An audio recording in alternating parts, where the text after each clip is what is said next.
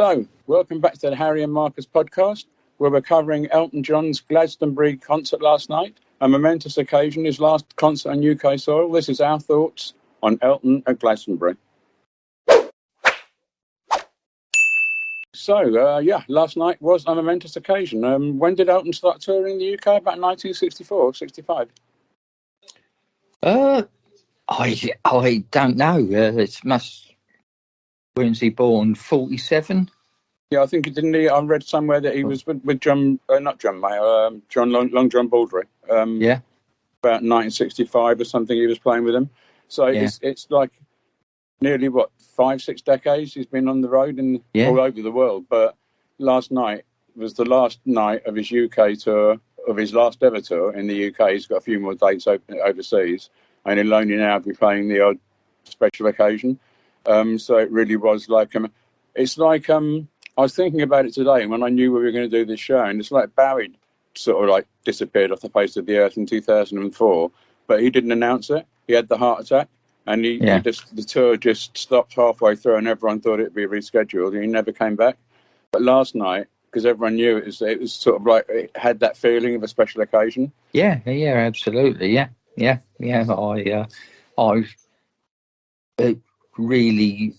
It wasn't going to bother watching it because of the hype and everything, all the TV going on about it and everything. But then I thought I'd like his music. got quite a good Elton John collection, so obviously like his music. So why not? I'm glad I did. Yeah. The set shows how strong his catalogue is. Yeah, I was going to say at one point that there aren't that many artists, maybe Queen, Stones, McCartney, that have got a career that is long enough. Dennis Waterman, of course, yeah. That have had enough hits where they can put a set together where nearly every song is either well known, even if it wasn't a hit single like Tiny Dancer, or is a massive hit single. I mean, I'm looking now at the set list on Setlist FM. Yeah, same here. I came in a bit late. There was only a couple of I watched the first bit this morning, but there was only a couple of songs that I didn't know. I didn't know until I found you. And looking down the set list, Cold Heart. Well, that's because it is in his song. It's a Stephen Schwartz song. Oh, right. I didn't realise. It's not an Elton John. It's not an Elton John song. Right, sorry. My mistake then. He played his own. He was a guest of Elton John, and he played his own song with the Elton John band backing him. Yeah. I didn't realise that. Sorry. Yeah. The only other thing I was going to mention was it's interesting that he opened with Pinball Wizard. Obviously not an Elton song, but was a big hit for him. And it's according to Setlist FM, it's the first time he's played it since 2009. Yeah, well, he said it was going to be a bit different, this show. I have to admit, I was sitting there hoping it was going to be Funeral for a Friend, Love Lies Bleeding, which is back in our day when we saw him, was the classic opening. Yeah. Opening number, which always worked really well. But it was okay. I can't really go wrong with that. I did feel through the night the rockier numbers were probably a lot better. Yeah. I remember. I suppose it depends on your age. If you're a sort of a 30-year-old Elton John fan and you grew up listening to him in the 80s, you're not maybe going to get the same buzz if you hear Saturday Night or Crocodile Rock that we're going to get, because we heard them when we were young, when we were teenagers. But it doesn't really matter, does it? Because looking at the set list, Crocodile Rock followed by Saturday Night's All Right for Fighting, followed by I'm Still Standing. They're all great songs. Yeah, absolutely. Yeah. I also found it quite interesting that he didn't choose Kiki to do Don't Go Breaking My Heart, because all the way through this tour there's been different videos popping up online of her appearing in America with him when he was doing the American part, first singing with him. And I thought for the last concert he might have brought her out as a sort of final goodbye. But it goes to show about everyone's always going on about Elton's got his finger on the pulse and he's always listening to new. I mean, I guarantee that Elton knows tons more new music than me. I was reading an interview with him today, and every name that he mentioned that he thought was a great singer, I didn't know. Yeah, his thing is every week he buys all of he buys a load of new albums every week of new artists, whether he's heard it or not, because he likes playing music. Yeah. Around the house. I think they play music at breakfast time. He puts on a new album. His life is he's a music lover and he likes listening to music and he likes new acts. So I don't know if you saw some of the news program. No, it was the BBC Glastonbury speaking to some of the young artists, and they all have the same stories. That they had a phone call.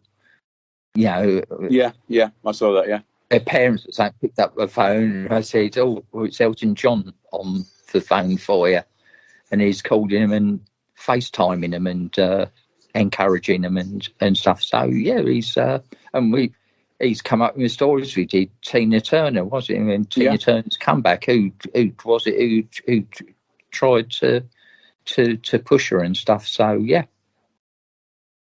So going back to the gig, I mean, did you feel that?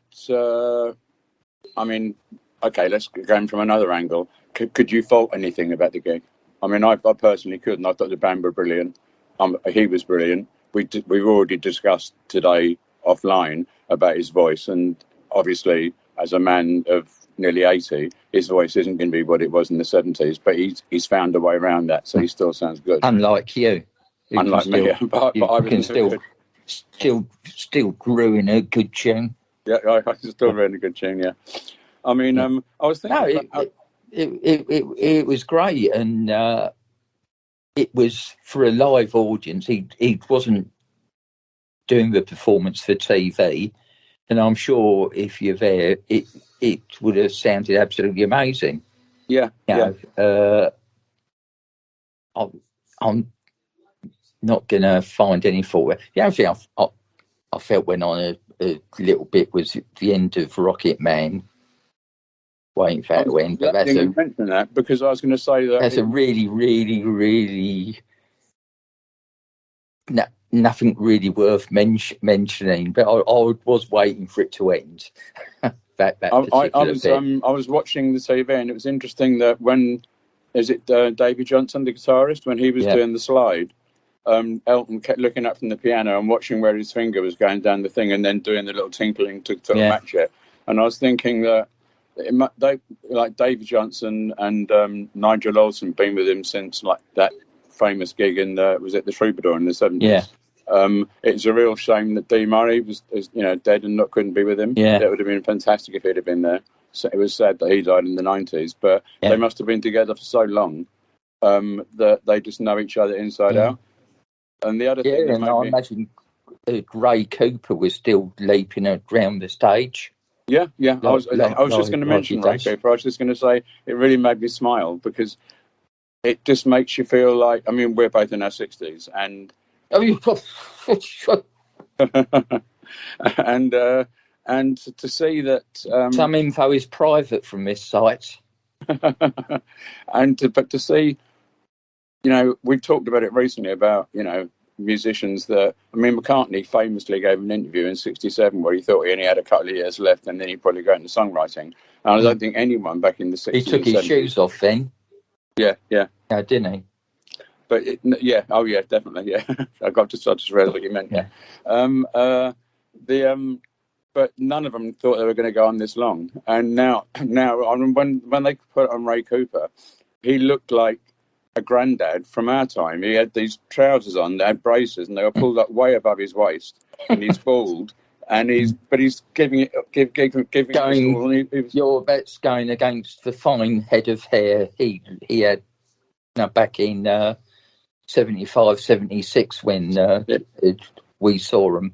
Yeah, he was a bit thin on the hair side then as well. Yeah.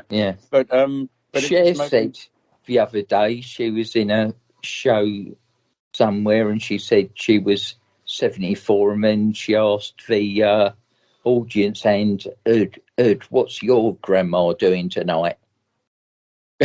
Right, yeah.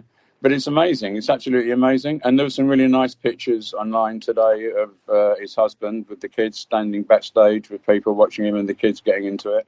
I mean, that must have been amazing for them, yeah. Yeah, it must have been amazing for them to see. And Elton, I mean, like, this little pudgy old man, he was just enjoying himself so much. And you can tell that he was feeling the love and he loved music. It must have been so emotional doing Rocket Man, the last song.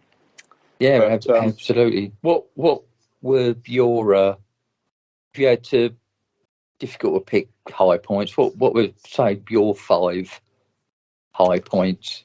Well, I suppose top one would be Elton just getting into it and just being just the amount, he wasn't just going through the motions and doing it for the money. He was genuinely enjoying it. I thought the set was great. I mean, I knew nearly all the songs and they brought back memories. The band were brilliant. And I just thought that I've never wanted to go to Glastonbury because just the thought of being amongst 200,000 people and being crammed in just doesn't appeal to me. But if I was ever going to go to Glastonbury, I'd have liked to have been there last night. There must have been such a vibe in the air. And just basically, I just thought it was a really, really good gig. I mean, I don't know if you saw it, but I saw Guns N' Roses on Friday night. No. And I thought they were pretty awful, to be honest with you. I mean, Axl was... he looked better than I thought he'd look. You see Cat Stevens? No, I missed that one. I'm going to watch that on iPlayer. Yusuf is sorry, I'll just slip in that. But Yusuf, he was really good. He played for the crowd well. Yeah. And he's really good. Played some new songs, some of his new songs and stuff, and most of his classics, and made a joke about Ricky Gervais not being there when he played for Theme from The Office. I must watch that. That was the other thing I was going to say. With the so many artists would use this opportunity knowing it's televised. Because Elton's had an album came out in the last 6 months, the lockdown sessions. In fact, I saw it on Saturday when we were in the record shop, and he didn't use tonight to try and sell that album by playing tracks off that. He just chose a set that was going to be for the crowd, songs that they'd know. And absolutely. What about you? What my highlights? Yeah. Well, I mean, everything was good, but I'd really like the sequence. I guess that's why we call it the Blues, Philadelphia Freedom, and You Ready for Love. Those 3 songs in a row were great, and I thought the it's amazing. You Ready for Love with the London Community Gospel Choir works so well, and I think they need to put this out as a single. This album's fantastic. So that's really moving. All of that moving. So I mean, I'd like the song sort of anyway. And he's talking about Tom Bell, who'd watching stuff.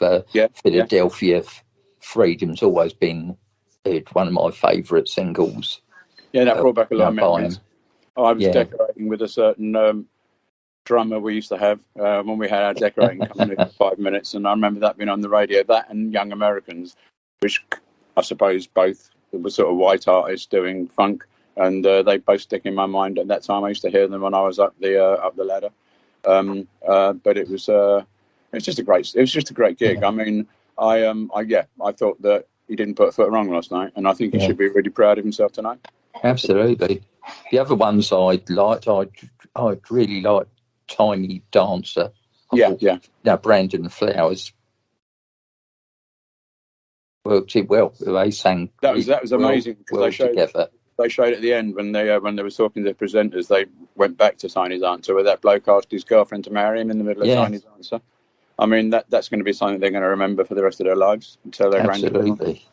Yeah, and the other, obviously the one you mentioned, Crocodile Rock, Saturday Nights Rock, I'm Still Standing. That's a great sequence of track. But I'd really liked Cold Heart with The Audience. Singing the other part. I thought that was really, really nice, really good, and sort of had worked quite well. You know, the audience did that quite well. I mean, really, they were my high points. I'm not saying this as a criticism, because I think it was a great gig, but knowing his massive catalogue, would you have chosen anything different to end it with other than Rocket Man? I mean, I was thinking maybe Your Song would have been a good one at the end because it was his first hit, but it fitted in well where he put it in just before Candle in the Wind and Tiny Dancer. Yeah, well, I mean, there were two songs to end it with. Your Song or Rocket Man are really the songs, aren't they? But well, it's toss of a coin, really. I mean, they're really his two most famous songs. Yeah. I honestly thought he was going to come on for an encore. I thought that it'd been his last ever gig in England, but I suppose he couldn't because of time restrictions. I'm surprised he didn't play Skyline Pigeon. Because that's a really important song for him through the time. So and the other one was that one that he did a really long version on the Alive album, 1170, with the Border song, Take Me to the Pilot. He seems to do that quite a lot through the years. He didn't do that. But I mean, it must have been impossible. His back catalogue is huge. To sit down and choose 21 songs out of what he's done in the past. No, I've got no criticism with the song list. You can be picking perhaps you ought to play that or play that, but there were 21 songs. Yeah. 20 songs. 21. Can't really complain. No. And they played Hold Me Closer at the end. Did they? Elton John, Britney Spears. It's got it on the list here.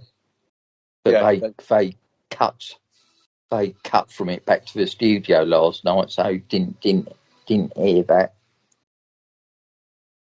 Right. So I mean, that's basically it. We were just here to basically give our thoughts on the gig last night. And according to Setlist FM, it started at 9 and ended. It was 1 hour and 48 minutes long, and I think it was a brilliant 1 hour and 48 minutes. I think Elton, he'll still obviously do the odd gig here and there, and he'll obviously still record. But I think he can be really proud of himself for what he's achieved in his life, and I just think it's great to see a musician that after all these years is still so enthused by music and so absolutely very much. Yeah. I will attempt, because we're going to try and get this out quickly tonight, so we get it out fresh. I will attempt to put together a playlist of the set list, but obviously not from last night, just the originals. I'm trying to think of anything else to say, really. Anything you've got to say? No, it's just an enjoyable evening. Mate, I was at my mum's yesterday, and she came in and watched it towards the end, and when that Stephen Schwartz came on, he did a long talking bit before he started singing, so that was setting off my mum. All right. Shut up, get going, get off if you're not going to sing. Like that. And then he started singing in, and she said, he's really good voice. I like that. I thought that's a not, my mum has a nice sort of turn round there. I mean, Elton could have probably put another hour on the gig by giving a story before each song. He's got so many stories, but he did. But I guess him and the family wanted to get back home, and there's a time limit on helicopters, because that's what they landed on, came in on, weren't it? Yeah. So, dear listeners, that was our thoughts on Elton's last ever UK gig. Be really great if anyone could leave any comments underneath what they thought of the gig. If they thought it could have been any better or any better songs put on there. I will leave a playlist. We will be uploading another show this week. Remember to subscribe. Oh, yes. Remember to subscribe and to click the bell icon so you know when we're uploading. Within the next couple of days, probably Wednesday, there'll be a show about the song Satisfaction. We're doing deep dives into certain songs. And our first one of the series is Satisfaction, which will be up this week. And we thought we'd put this one in as a quick one because it was just a really momentous moment in music, really, the end of Elton John's UK touring. With that, I'll say goodbye, and I really, really hope you enjoyed last night. Yep, same here. Bye. Take care now. Bye.